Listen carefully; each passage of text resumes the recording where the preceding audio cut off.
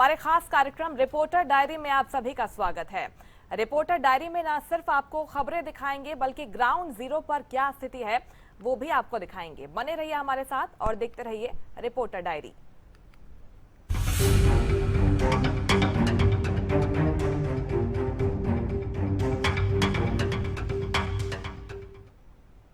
सबसे पहले बात करते हैं मुख्यमंत्री नायब सिंह सैनी के दिल्ली दौरे की। मुख्यमंत्री नायब सैनी ने प्रधानमंत्री नरेंद्र मोदी से मुलाकात की, जिस दौरान कई अहम मुद्दों पर बातचीत हुई और इस मुलाकात के बाद सूत्रों से एक अहम जानकारी सामने आ रही है। बताया जा रहा है कि पीएम मोदी जल्द ही हरियाणा दौरे पर आ सकते हैं।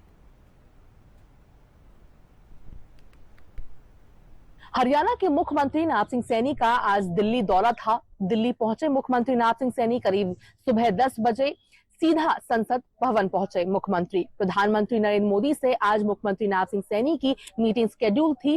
करीब दोपहर 11:30 बजे के आसपास मुलाकात शुरू हुई। मुख्यमंत्री नायब सिंह सैनी ने प्रधानमंत्री नरेंद्र मोदी को गुलदस्ते के साथ कृष्ण भगवान की मूर्ति भी दी है। दोनों नेता मुस्कुराते हुए नजर आए तस्वीरों में, और जिसके बाद बताया जा रहा है कि कई विस्तृत चर्चा हुई है कई मुद्दों को लेकर। प्रदेश के मौजूदा हालात हो जाए या देश की पूरी बात कर लेते हैं, वेस्ट एशिया कॉन्फ्लिक्ट को लेकर क्या परिस्थिति है, जमीनी हकीकत क्या है, प्रदेश की उन सभी चीजों को लेकर एक विस्तृत चर्चा इस मुलाकात के दरमियान दोनों नेताओं के बीच में हुई है। जिसके बाद मुलाकात खत्म हुई और मुख्यमंत्री नायब सिंह सैनी राजधानी दिल्ली से चंडीगढ़ के लिए रवाना हो चुके हैं।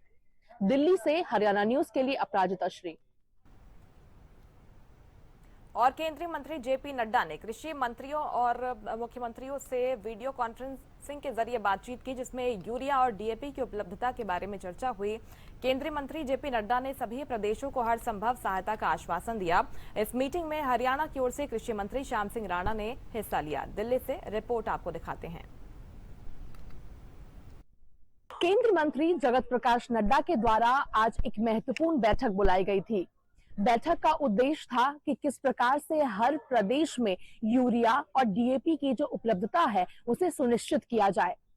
सभी प्रदेशों के मुख्यमंत्री और कृषि मंत्रियों को इस बैठक में बुलाया गया था। हालांकि हरियाणा की बात की जाए तो हरियाणा के कृषि मंत्री श्याम सिंह राणा इस बैठक में मौजूद रहे। मुख्यमंत्री की बात की जाए तो हरियाणा के मुख्यमंत्री नायब सिंह सैनी आज दिल्ली दौरे पर है। प्रधानमंत्री नरेंद्र मोदी से मुलाकात की है, संभवतः इस वजह से इस मीटिंग में जुड़ नहीं पाए। वीडियो कॉन्फ्रेंसिंग के जरिए ये बैठक हुई है।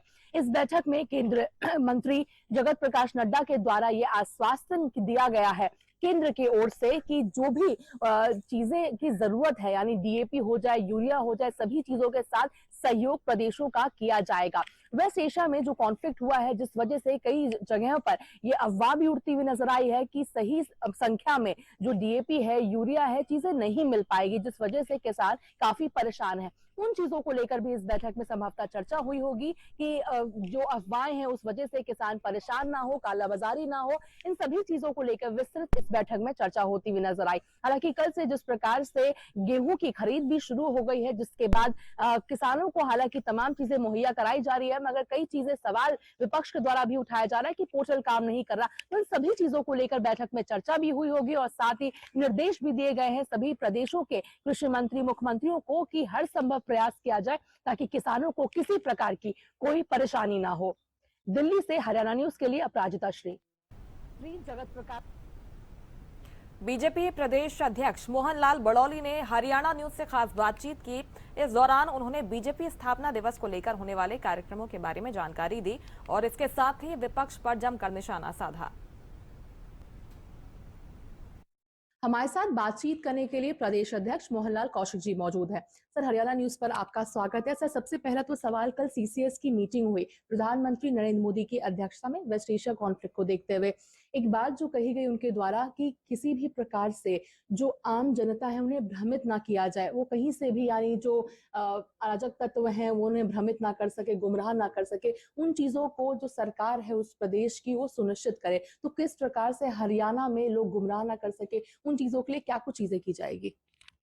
देश के प्रधानमंत्री नरेंद्र मोदी जी ने अपरिजाता जी, मैंने पहले भी अपने बयान में कहा था कि जिस प्रकार से विपक्ष की जो भूमिका है, और विपक्ष हमेशा झूठ बोलने का काम करता है, गुमराह करने का प्रयास करता है, लेकिन आज देश की जनता जागरूक हो चुकी है। वो विपक्ष के बहकावे में आने वाली है नहीं। वो प्रयास करते हैं और जैसे ही युद्ध की स्थिति बनी और उन्होंने उससे पहले ही बोलना शुरू कर दिया था। और कल तो बहुत सारे कांग्रेस के नेताओं के बयान भी आए हैं और जिस प्रकार की वो बयानबाजी करते हैं वो सिर्फ गुमराह करने का प्रयास है। और देश की जनता जानती है, देश के प्रधानमंत्री नरेंद्र मोदी जी ने 10 रुपए डीजल और 10 रुपए पेट्रोल बहुत बड़ी राहत देने का काम किया ताकि रेट ना बढ़े। इसी प्रकार से जो अन्य रासायनिक खाद का बात हो, चाहे प्लास्टिक के सामान की बात हो, सब जगह जो भी बोझ पड़ेगा वो सरकार के खजाने पर पड़ेगा और देश की जनता पर किसी भी प्रकार का बोझ ना पड़े। ये प्रयास देश के प्रधानमंत्री नरेंद्र मोदी जी की सरकार का है, उनका है। और आज देश नरेंद्र मोदी जी के हाथों में सुरक्षित है और विपक्ष जो है अपने जो उनके मंसूबे हैं उनमें कामयाब होने वाला नहीं है। विपक्ष अपने मंसूबे में कामयाब नहीं होगा, ठीक है, मगर कई ऐसे लोग हैं जो कालाबाजारी कर रहे हैं, जमाखोरी कर रहे हैं। जनता इस बात से अनभिज्ञ है कि सरकार के द्वारा क्या फैसले लिए गए हैं। आप लोगों के द्वारा जो आम जनता को कैसे सुनिश्चित किया जाएगा, उन्हें जानकारी कैसे देगी, उसके लिए क्या आप लोग कार्यक्रम करेंगे? सरकार की तरफ से प्रत्येक डिपार्टमेंट लोगों को जागरूक करने का काम करता है और समय समय पर एडवाइजरी जारी होती है और सोशल मीडिया के माध्यम से, मीडिया के माध्यम से, सबसे बड़ा जो प्लेटफॉर्म मीडिया है, इलेक्ट्रॉनिक मीडिया, प्रिंट मीडिया है, उसके माध्यम से सारी बातें जनता के बीच में जाती हैं और लोग जागरूक है। आज किसी भी जानकारी का कोई अभाव कहीं भी ना रहे, ये प्रयास हमारे सभी डिपार्टमेंटों का रहेगा। ठीक है सर, लगातार सरकार के द्वारा ये दावा किया जा रहा है कि सभी चीजें नियंत्रण में है, मगर जो नया फाइनेंशियल ईयर शुरू हुआ, कल की बात करते हैं तो कई चीजों में बढ़ोतरी हुई है, दामों में बढ़ोतरी हुई है, थोड़ा ही सही, मगर आम जनता के जेबों पर कहीं ना कहीं भार पड़ा है। लगातार कहा जा रहा है कि सरकार लोगों को भ्रमित कर रही है और कामकाज नहीं कर रही, केवल महंगाई दर बढ़ रही है। आज आप किसी भी चीज की महंगाई को देखेंगे तो महंगाई जो है वो कंट्रोल में है और आंशिक असर देश के प्रधानमंत्री नरेंद्र मोदी ने पहले भी आगाह किया है, देश की संसद में किया है कि जब युद्ध होता है तो युद्ध का असर जरूर पड़ता है और थोड़ा थोड़ा असर पड़े, ज्यादा ना पड़े, इसका प्रयास सरकार का है और इसीलिए सरकार ने छूट देने का काम किया।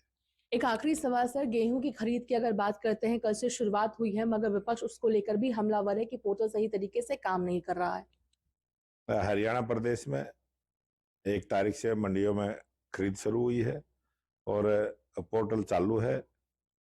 कहीं कोई नेटवर्क की प्रॉब्लम हो सकती है, लेकिन हरियाणा प्रदेश में पूरी तरह से किसान भी संतुष्ट है और अच्छे से खरीदारी का काम चालू है और किसी भी प्रकार की परेशानी किसी भी किसान को नहीं। सर, एक और महत्वपूर्ण सवाल है, चूंकि कल आप लोगों की एक महत्वपूर्ण बैठक रोहतक में हुई थी, छोटी टोली की बैठक, क्या कुछ चीजें रही, आगे की क्या रणनीति बनाई गई है? ये हमारी भारतीय जनता पार्टी की पद्धति है कि जब कोई काम होता है तो उसकी हम समीक्षा बैठक करते हैं।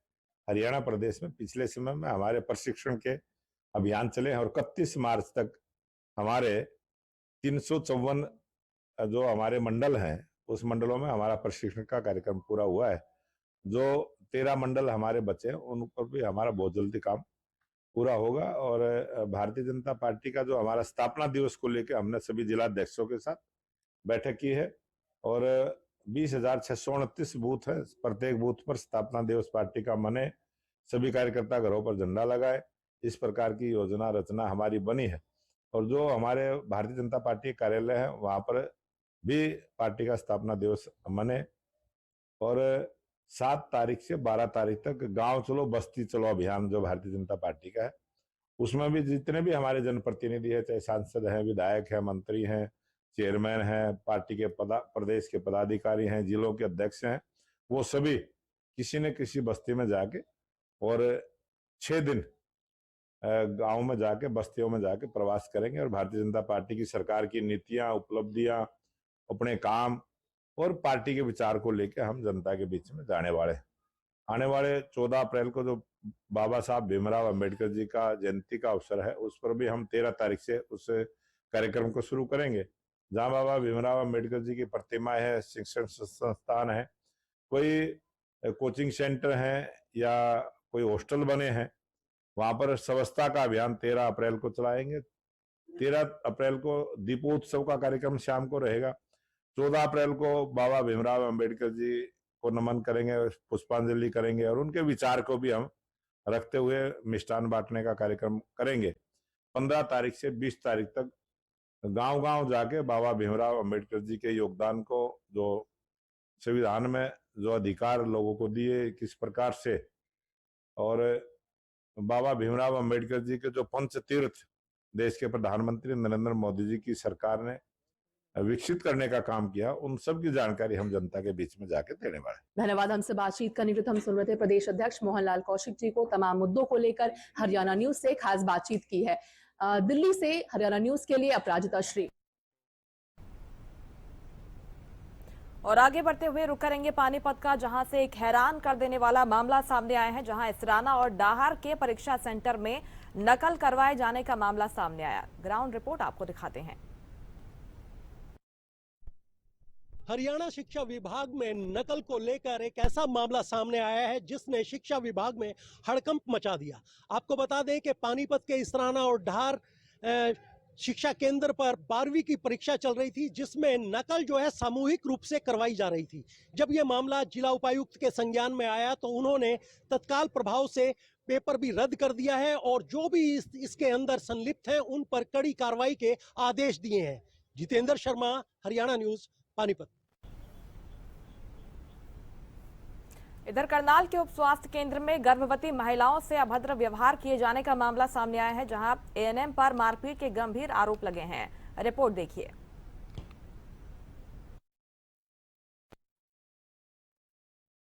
करनाल जिले के घरोंडा का सरकारी स्वास्थ्य केंद्र एक बार फिर विवादों में आ गया है। इस बार यहां अपना कार्ड बनवाने के लिए आई कुछ गर्भवती महिलाओं ने ड्यूटी पर तैनात एएनएम ममता पर उनके साथ मारपीट करने, अभद्र व्यवहार करने के आरोप लगाए हैं। दरअसल ये गर्भवती महिलाएं यहां स्वास्थ्य केंद्र पर कार्ड बनवाने के लिए आई थी।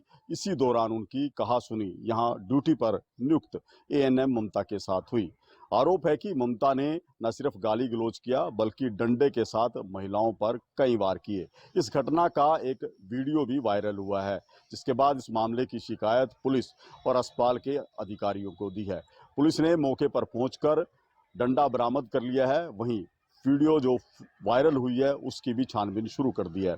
अस्पताल के एसएमओ डॉक्टर मुनेश गोयल ने कहा है इस मामले की जाँच की जा रही है। करनाल से हरियाणा न्यूज के लिए महेंद्र सिंह। एलपीजी गैस के मुद्दे पर गुरुग्राम प्रशासन अलर्ट मोड पर है। कालाबाजारी के खिलाफ जहां लगातार कार्रवाई की जा रही है, तो वहीं सप्लाई को सुचारू बनाए रखने के लिए एक हेल्पलाइन नंबर भी जारी किया गया है।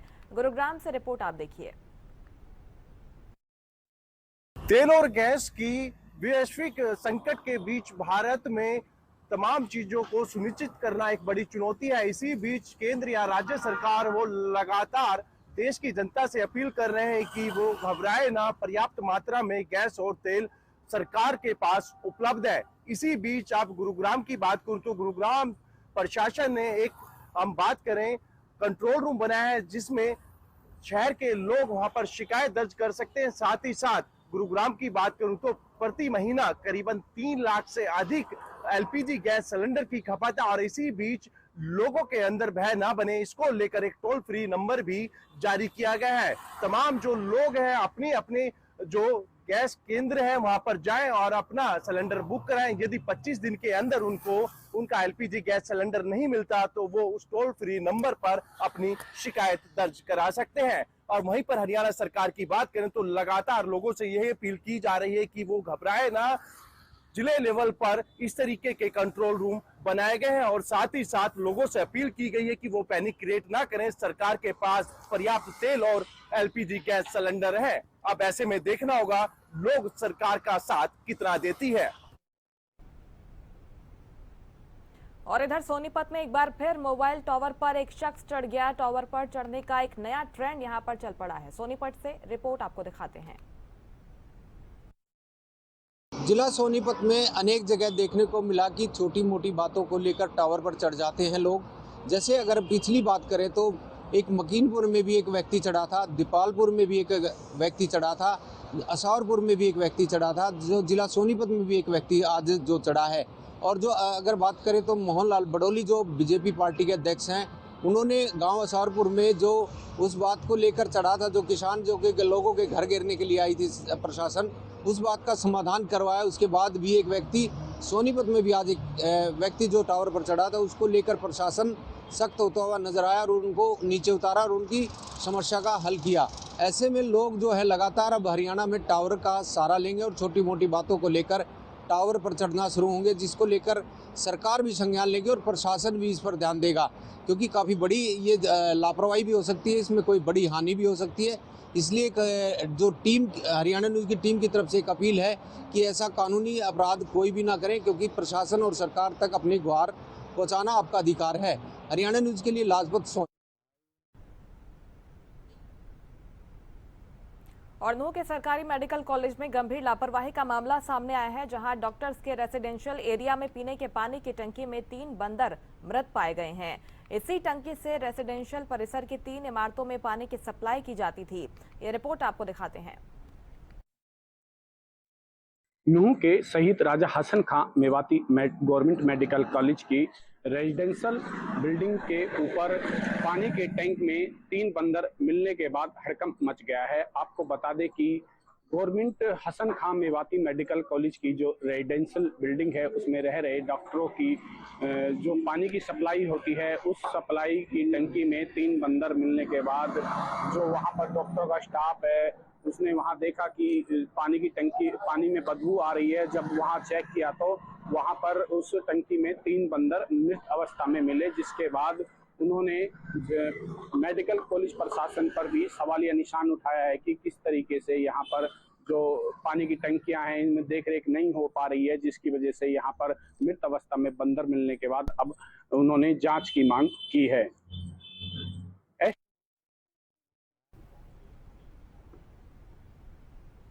और अब बात करते हैं किसानों की। गेहूं और सरसों की खरीद लगातार जारी है, लेकिन कुछ जगहों पर किसानों को परेशानी हो रही है।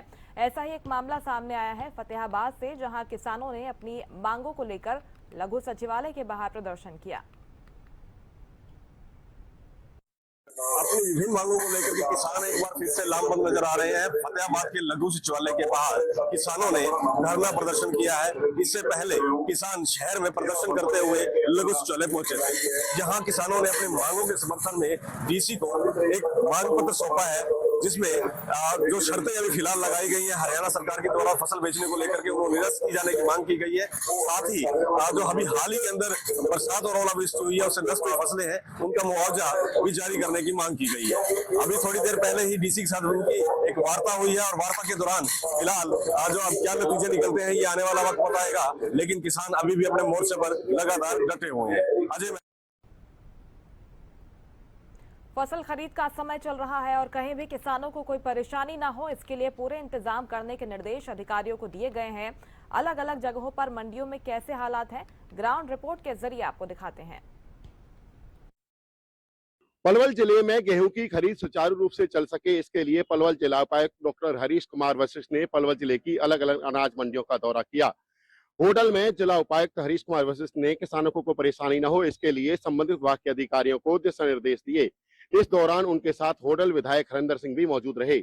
हरियाणा में गेहूं की फसल की खरीद पूरी तरीके से शुरू हो चुकी है। बात अगर अम्बाला की करें तो अम्बाला मंडी में भी खरीद जो है शुरू हो चुकी है। हालांकि गेहूं की फसल आने में अभी देरी है, क्योंकि जिस तरीके से बदलता मौसम बार बार आ रहा है, जिस तरीके से बारिश पड़ी है, तो ऐसे में कहीं ना कहीं मंडी में जो है गेहूं की फसल देरी से आएगी। लेकिन प्रशासन की अगर बात करें, प्रशासन की तमाम बड़ी तैयारियां जो है मंडी में वो पूरी कर ली गई हैं। चाहे गेट पास की बात करें कि फर्जी गेट पास के चलते कहीं ना कहीं किसानों को दिक्कत आती थी, जिसके चलते सरकार ने एक नया प्रावधान लगाया है कि जिस ट्रैक्टर ट्रॉली के ऊपर रजिस्ट्रेशन नंबर होगा उसी की फसल ली जाएगी। और बायोमेट्रिक की बात करें, कईयों के अंगूठे जो हैं बायोमेट्रिक से मैच नहीं करते, तो ऐसे में उनके परिवार के किसी भी 3 सदस्य जिनका आधार कार्ड ओटीपी से लिंक, आधार कार्ड जो है मोबाइल नंबर से लिंक हो, उनकी फसल लेने में उन्हें किस तरह की कोई दिक्कत नहीं आएगी। साफ सफाई की बात करें, शेड की बात करें, तो पूरी तरीके से शेड साफ कर दिए गए हैं, खाली करा ली गए हैं, साफ सफाई पूरे तरीके से की जा रही है। और किसान जो कि रुकना चाहते हैं मंडी में, ऐसे में उनके लिए विश्राम गृह है और अटल कैंटीन जो कि 10 रुपए में भरपेट खाना खा सकते हैं,